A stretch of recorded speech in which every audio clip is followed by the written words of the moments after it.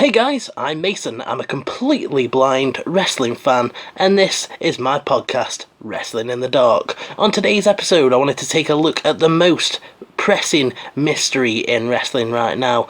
Who attacked Roman Reigns on SmackDown? I'm going to go through the 5 most and 5 least likely people to have done it, so stick with me if you want to find out who it was, and feel free to give me your ideas down in the comments section.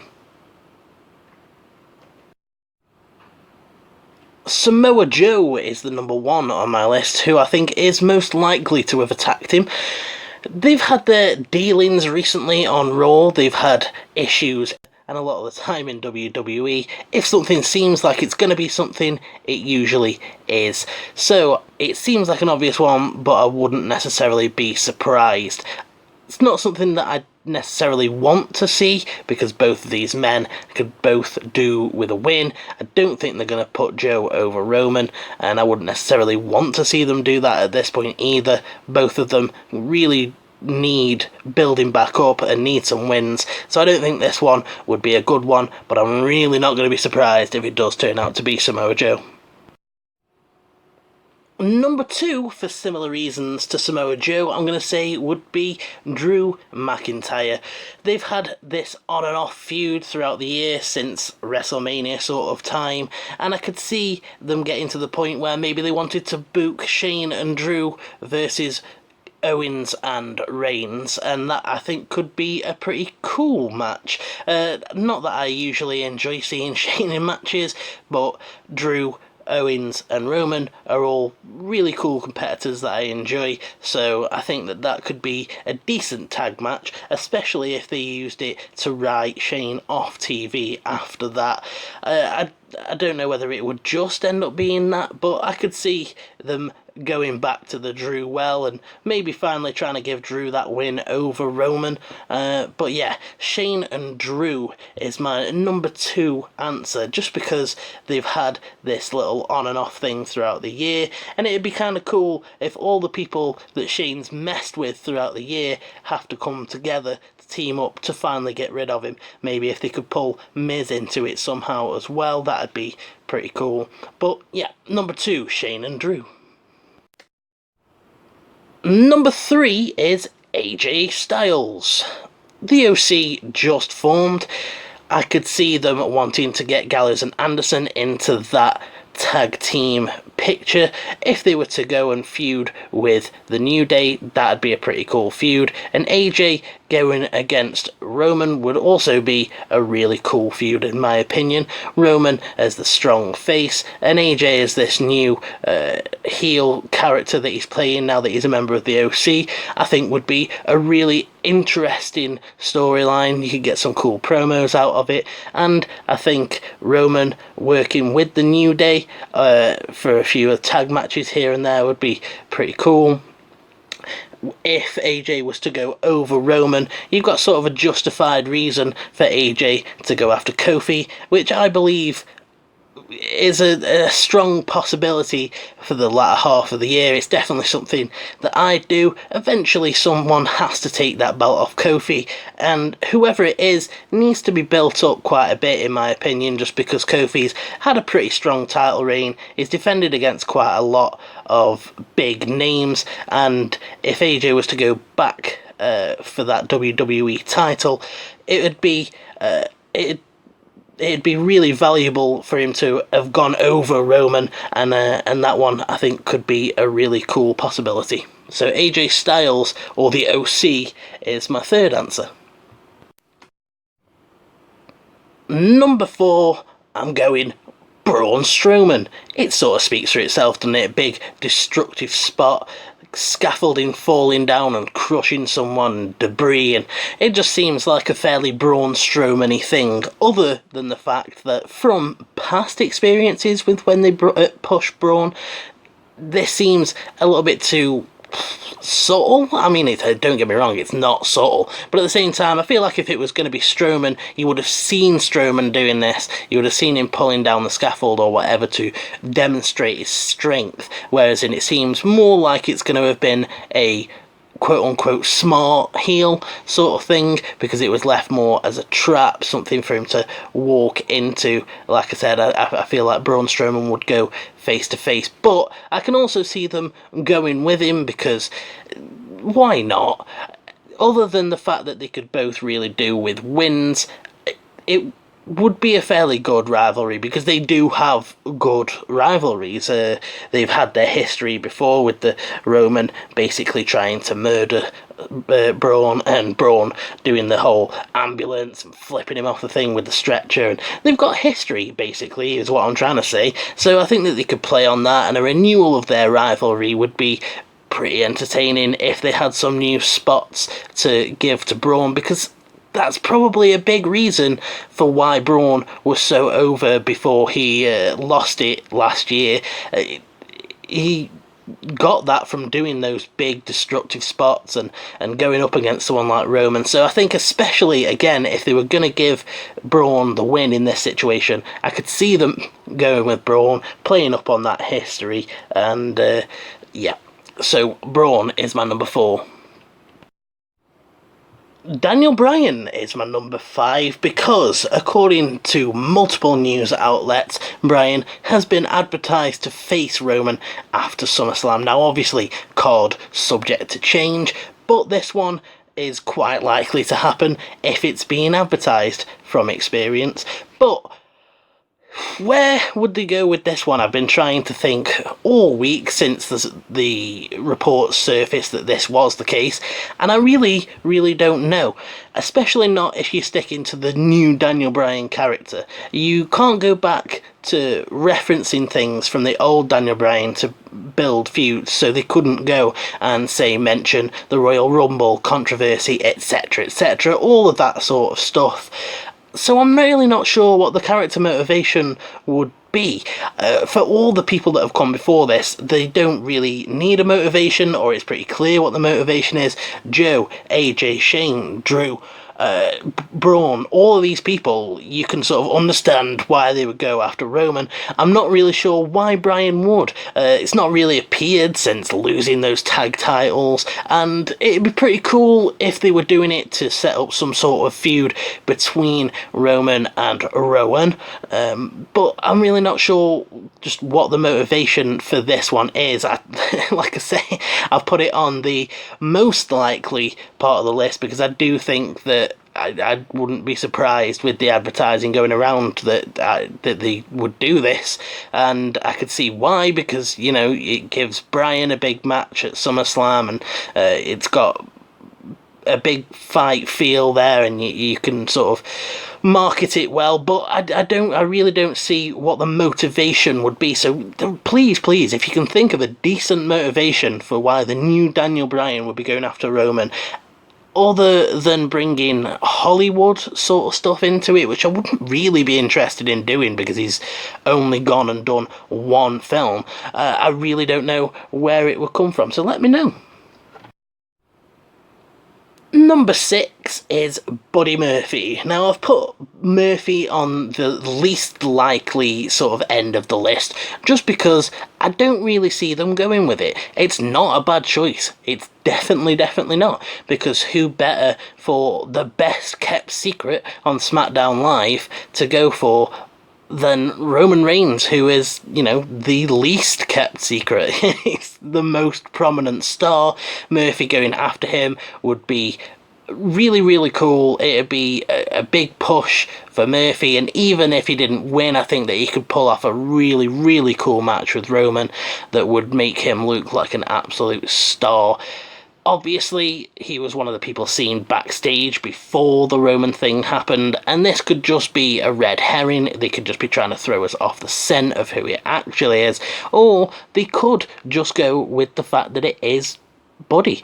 We're all trying to figure out who it is. I'm literally making a video about who it is, but it could just be Buddy, and go with sort of the obvious thing, but I don't think they will. I think they want to be cleverer than that, which is, in my opinion, probably a shame, because Buddy is probably one of the best choices, in my opinion. I think that's a really fresh feud, a really a fresh matchup in the ring that would have completely new dynamics and someone that Roman hasn't faced before, etc, etc. So it'd be a really, really cool feud, but I'm just not sure whether they're going to go for it. But this is why I put him this high up the least likely, because it's almost likely, but not quite. Number 7 is Baron Corbin. Again, these two have got history from this year. Baron was one of the only people that was anti-Roman Reigns when Roman came back from the cancer thing. He talked a lot of trash about Roman. A big SummerSlam matchup between those two could be pretty cool if it turns out that Corbin is the one that attacked him and then he talks a load of trash about Roman. They could build nicely to SummerSlam, and I'm sure whether or not people would be interested in it, they could probably put on a fairly decent match. I'm not necessarily a massive fan of Corbin and a fan of his character. Obviously, I can't really judge his in-ring work because that only gets filtered to me through commentary, but I'm not the biggest fan, but I don't hate him either. And I think that the match that these two could put on, I think, would be fairly creative and hard-hitting and would probably be fairly interesting, but I also, I'm not sure that I want to see it just because I don't know where it would go after that. You know, you bring Baron into the situation, you have him talk trash about Roman, and then one of them wins at SummerSlam, and after that, what even is the point? Where do they go? It doesn't really do anything for them. If Roman beats Baron, it's just one of those things where Baron hasn't even had a proper match in ages, and he's just not really got any momentum behind him, so he'd just be nowhere. Roman wouldn't be anywhere either. And I just don't think that I'd want to see this one. I could see it happening, but I also don't think that they'd go back and pay off with something that was like from months ago. Just because I haven't really seen evidence from WWE of doing that sort of thing, of like, okay, we haven't addressed this for a couple of months, let's like bring it back and like pay off on it and finally sort of just squash the beef between those two and deal with it. So yeah, number 7 is Baron Corbin. Number 8 is some kind of NXT call-up. Now, there's actually quite a few cool directions they could go if they were to bring someone from NXT up to face Roman. You've got the Undisputed Era down there, and any time that people talk about the Undisputed Era getting brought up, everyone gets excited, everyone wants to know what they do, and an introduction to the main roster by attacking Roman Reigns would be a pretty decent way to do it, especially if Roman looks into it over the next couple of weeks, the WWE do the investigating thing that they've been doing, and then at some point the Undisputed Era as a unit all jump Roman, especially if they all come out with the gold at Toronto, because, you know, all 4 of them as champs beating up Roman Reigns on the main roster, that is some big news. So that one could be pretty cool. Velveteen Dream, I think, would also be a really cool feud for Roman. I just would really like to see those two go at it, just because you've got the Velveteen Dream, who's got this, in my opinion, this air about him that he could just be the next Rock, the Rock of our generation, of this current crop of people. He is the closest, I feel, to having the Rock's level of charisma, and having him against Roman would be a really interesting dynamic with this flamboyant nature of the Velveteen Dream and the sort of far more chilled out nature of Roman Reigns. I think that could be pretty interesting. There is any number of people that they could do down in NXT that would be a really interesting direction. There's so many people down there, you know, Matt Riddle would be an interesting one. I can't necessarily think of the story with that one quite as much, but, you know, Gargano might be on his way up, and if they wanted, maybe for him to want Roman's spot as the hero of the WWE universe, because we know that Gargano can get sort of obsessed with being the hero in people's eyes, but I really don't think that it's likely that it will be any sort of call up or big move like this, even though I do think that there's quite a lot that they could get out of it if they tried. from potential NXT call-ups to people who've already been called up, it's the Street Profits at number 9. Now, these two, in my opinion, have got a fairly similar dynamic to the Usos, what with one of them cutting most of the promo and the other one chiming in and being sort of the hype man and then bouncing off each other, and they've got that energy. They sort of remind me of the Usos, and I think that would make for a fairly interesting rivalry. I don't know what they're like in the ring or how they differ to what the Usos are like, but I originally wanted to make this entry the Usos, but I felt like even on a least likely list, it just didn't feel right. It's never going to be the Usos, and I'd be ultimately shocked if it was. And I don't even know, other than bringing family drama into it, I don't even know what the motivations would be.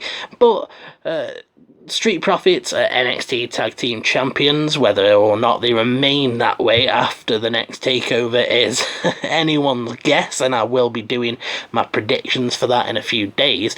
But them going after Roman and possibly the Usos in the process would be fairly interesting. I'm not sure who the third man with the Street Profits would be, who they would end up teaming up with to fight Roman. Maybe even Samoa Joe. Again, they are faces, but you could do a heel turn or just whatever. I just think that it's sort of the final, not going to happen, but would be cool sort of option. I think that they could cut some really decent promos against the Usos, and I think that they would have a really decent match too. It's a match that I'd like to see. So yeah, number 9, the least likely other than this last entry in a minute, and I still think it would be a really, really cool one. And now we've finally arrived at the least likely. This is number 10.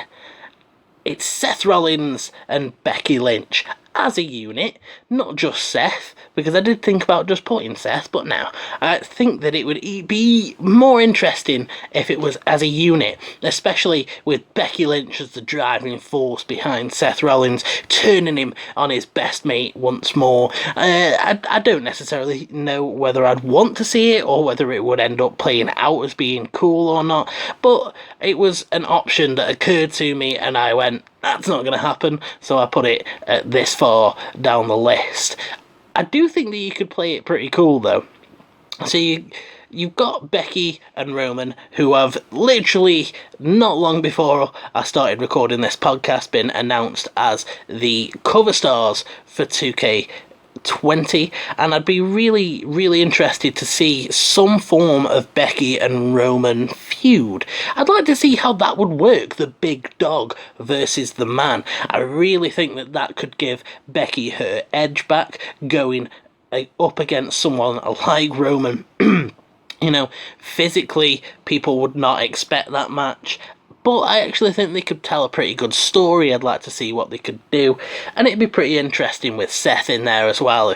If Seth helped, Becky's just this voice in his ear, like, oh, you could be where Roman is, you could be the face of the company, but he like holds you back, he stops you, etc., etc., and sort of poisons him against him. So that one could be fairly interesting. I can't see this being a situation where Seth does it on its own, but I could see a situation with Becky on her own, but I'm not sure what the motivation would be as much, which is why I thought that putting Seth and Becky as a unit for this would be more interesting, just because they're together as a unit at the minute anyway, and it'd be just interesting to see Seth have a bit of a change of character. He's been face for quite a while now, and I'd like to see how he could do as a heel.